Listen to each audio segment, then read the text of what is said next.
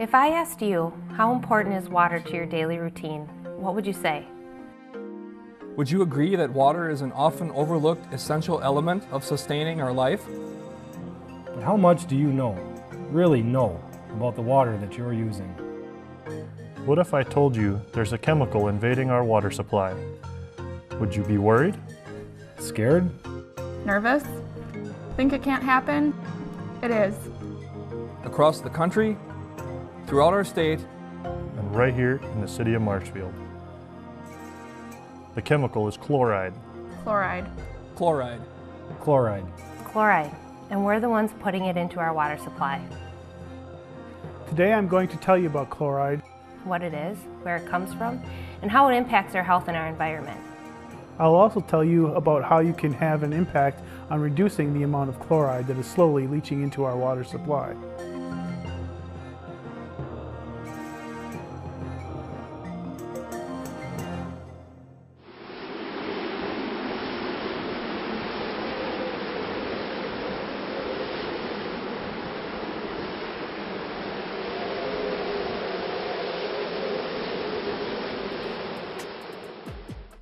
Where does the salt go? On one hand, it can run off and infiltrate into the groundwater and end up in your private or municipal well, or it can run off and go directly to streams. And in this case, the graphic in the lower right-hand corner is a picture of the Yellow River as it's flowing strongly through the spring thaw melt. When it leaches into the groundwater, you can see where it starts up into the pavement area by your homes, infiltrates your groundwater, and can move as a plume into your neighbor's well, a municipal well, or actually infiltrate into the stream. Rolled salts and water softeners dissolve salts into an exchange of ions that includes about 40% sodium ions and 60% chloride ions, and make their way into the environment. This has a negative impact on both your health and the overall environment. It's going to be difficult and costly to remove. There are ways mechanically that you can remove chlorides, but we'll talk about later that their carbon footprint and energy of the cost of those methods are very extreme. There are alternatives available that we'll discuss, such as exchanging water softeners or different ways of de-icing applications. What we're really going to talk about here today is an ounce of prevention is worth a pound of cure. That if we can take the methods now to save our environment later, we will save ourselves billions of dollars. Sodium contamination in the drinking water is a concern for people that have hypertension. The additional sodium will increase their chances of stroke, dementia, heart failure, or even kidney damage. Chloride ionized in the water will stimulate pipe corrosion. This corrosion effect will also affect your health by digestion of heavy metals. And we'll discuss pipe corrosion later on to show you how those heavy metals will get into the drinking water. Why is it good to keep sodium out of the groundwater? Because it raises my blood pressure, which gets really high, and it rusts my car, and it does bad things inside my water pipe. Thank you. The transport of sodium in the environment also alters soil conditions. The sodium will replace itself with other chemicals in the ground, such as magnesium or potassium, and those will then leach into the ground or surface waters. You can see from the graphic the different levels of contamination chlorides and sodium have and are limited by either the US EPA or the Wisconsin DNR. A couple of ones to point out are the toxicity level of surface water. Right now that's at 394 milligrams per liter. The acute toxicity, where it kills instantly, is 757 milligrams per liter. And just for knowing, the sodium level is 20 milligrams per liter. And the secondary drinking water standard, which is an aesthetic standard where people will actually notice the taste of chlorides in the water, is at 250 milligrams per liter. Road salts also have an impact on the environment. Road salt contains an additive such as ferrocyanide. It's an anti-caking compound. This allows the road salt to be spread on the roadways in individual granules rather than big clumps. This ferrocyanide, when exposed to sunlight, will release cyanide ions into the drinking water, and cyanide, even at low doses, can be extremely lethal. This also increases the nutrient concentration in the water, This limits the ability of water to act as a buffer acid deposition, and this can impact both the wildlife and the taste of your water.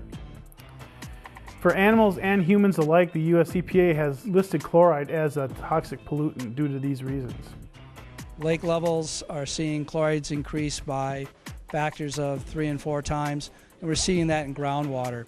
It's starting to affect the health of the lakes, affect the plants, the animals, the fish, and we're seeing it affect the drinkability of the groundwater. The infrastructure impact it has starts with corrosion in the pipework. You can see on the graphic on the left where the iron Fe2+ ions are moving from points of high energy to points of low energy. Also, they show where the copper 2+ ions do the same thing. You can see how they cake in the middle and they actually restrict the joint area. This decreases the pipe diameter and it really increases the amount of friction loss in pipework, so your airflows are decreased considerably. This also, as these ions are traveling in the drinking water, they get moved and you can actually drink them as they are soluble in the water, and this can lead to heavy metal poisoning such as lead poisoning or other heavy metals.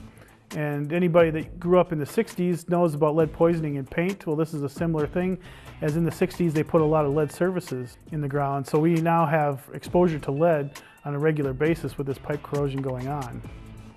I've been working with the Marshfield utilities on lead and copper control in drinking water. And there is a relationship between the chloride that's found in groundwater and the release of lead and copper from pipes in the drinking water system. Chloride forms a highly soluble compound with lead, but particularly with copper, and that's how the copper, one way that the copper gets released from the pipes and into the drinking water. It also infects your infrastructure from an automobile standpoint and a transportation standpoint. The figure on the left is your standard car that's been operated in northern climates where they use salt. You can see the corrosion taking place on the door here. And you also see on the graphic on the right is a pavement joint area where the salt has accumulated in the joints and caused the concrete to spall. This corrosion impact is estimated to be $16 to $19 billion a year in the United States. Our current roadway salt application over the years has increased dramatically. You can see by the graph on the left as the increase in tons per applied overall has increased at an exponential level. And some maybe explain this by the amount of roadways have increased over time. But the graphic on the right shows that the city of Madison has increased their salt application per roadway lane mile, which doesn't have any effect on the number of roads. It has the effect on how much salt is applied for every traffic lane per mile. You can see that that's almost a linear progression since about 1979. In the early 70s, they had gone through a salt limiting study and they were decreasing their salt application. But since that time now, they have steadily increased at a linear basis to now where it's up into the 12 tons per mile range. That is dangerously scary in my book. You can see from this graph, this is the city of Marshfield's wastewater influent and effluent tracking over the last calendar year. The bluish gray line is the water that's coming into the treatment plant. You can see it goes from at a low point of 200 milligrams back in the beginning to now it's about 340 milligrams per liter. And you can see that the effluent is a little bit higher. That is because the wastewater plant has to add a ferric chloride to get rid of some nutrients in the wastewater to help meet their DNR permits, hence the increase. But whether it's the influent or the effluent, you can see that there are both considerably above the 250 milligrams per liter standard in surface waters. You can see on their average from 2011 and 2012, they averaged 310 and 350 milligrams per liter. And again, this is considerably above the surface water measurement of 250. In relation, Marshfield Utilities produces water that contains about 83 milligrams per liter on average, and you can see that line is represented by the blue line near the bottom of the scale. Some solutions for removal. There is no natural process for removal of chlorides. It cannot be metabolized or eaten up by vegetation. So you have to look at some other items such as reverse osmosis, distillation, or deionization. The graphic on the lower left-hand corner is a large osmosis plant, and the graphic on the right is a distillation plant in Upper Norway. One solution can be reverse osmosis. Reverse osmosis is the process of forcing water through a membrane to take out contaminants. The one problem with this, though, is it doesn't remove anything like viruses or bacteria, so you'd have to do some sort of disinfection process anyway. It's also not practical for high volumes of water. One thing we can all relate to in this area is the production of maple syrup. A local maple syrup provider, at a cost of $15,000, has installed a reverse osmosis system. It's a two-membrane system. It can process approximately 1,500 gallons of sap per day.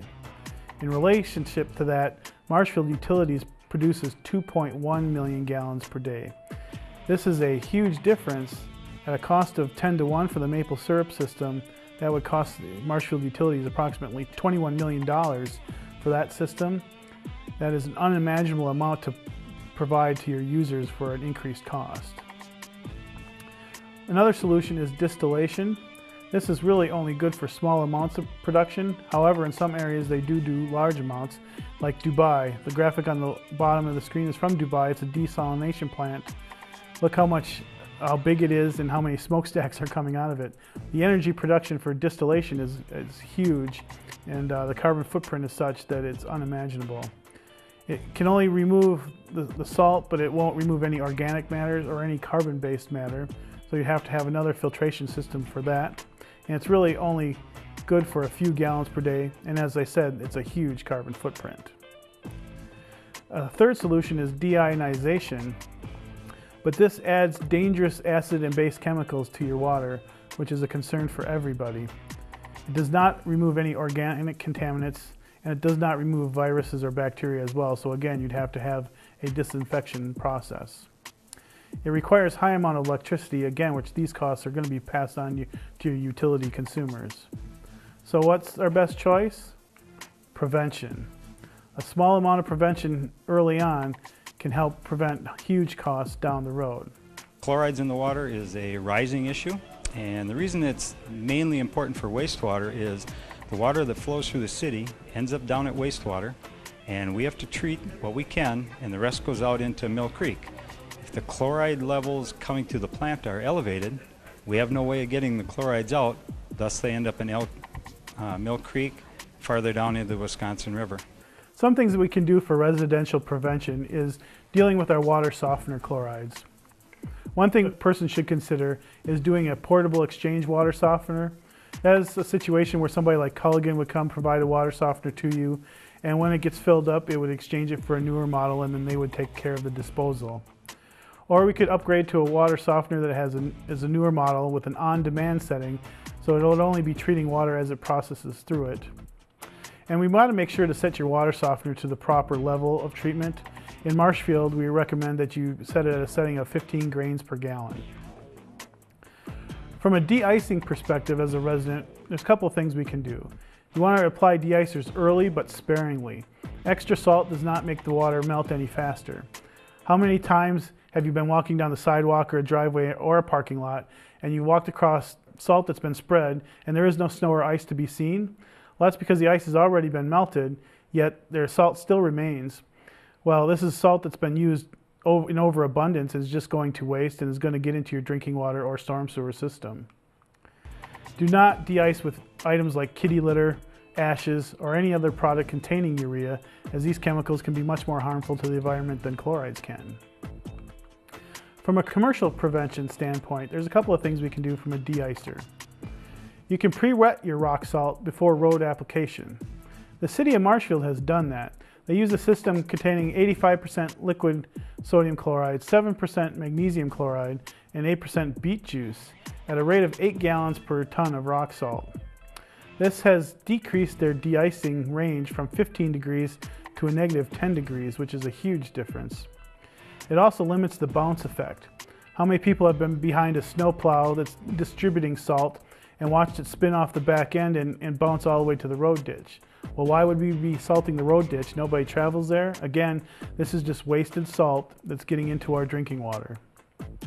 It also promotes residual melting as the liquid stays on the pavement and promotes melting later on down the line.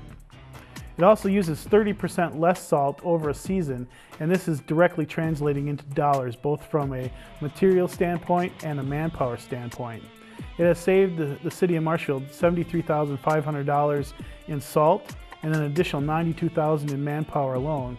This money then can be used in other areas for the city and provide better services elsewhere. From a commercial perspective, there's a couple of things you can do. Consider other methods of payment other than pounds of salt applied. In our research for this project, that was one of the astonishing things we came out with. A lot of the providers pay their contractors on pounds per application. Well, if it takes 10 pounds of salt to do the job on a parking lot, what's to stop the contractor from producing 11 or 12 or 20? This is wasted salt. It's not going to be needed, but he's getting paid for it, so it doesn't matter for him. So we should really consider paying per application, per hour service, or something along that line to make it more economically feasible for him to do what's right rather than over-provide. As a commercial person, you should also investigate new technologies or application methods in the future. One of the latest ones that's come out is actually placing cheese brine, which is kind of like the liquid application that we talked about with the city of Marshfield, only to the next level. It's taking a waste product, which places are trying to get rid of. They're purchasing it, using it for de-icer. Many counties in Wisconsin are already doing this, and it's working for them quite well. So, from a solution standpoint though, the best solution is prevention, prevention, prevention. If we can do an ounce of prevention now, it's going to save us billions of dollars in the future, and that's really a good thing. I want you to evaluate your application methods so that you're doing what's good for the environment, yet doing what's necessary to de-ice your areas. Evaluate your payment methods so that you're not paying per pounds of salt applied. This does not encourage good use of the salt at all. Investigate your water softener settings, locations, and your years of service for that softener. Make sure you have a newer model that's more energy efficient. As time goes on, also keep researching new methods and technologies out there from both a water softener standpoint and a de-icing standpoint. Remember that chlorides affect you, your business, your consumers, the environment. It also affects your wildlife, pets, you, and your children.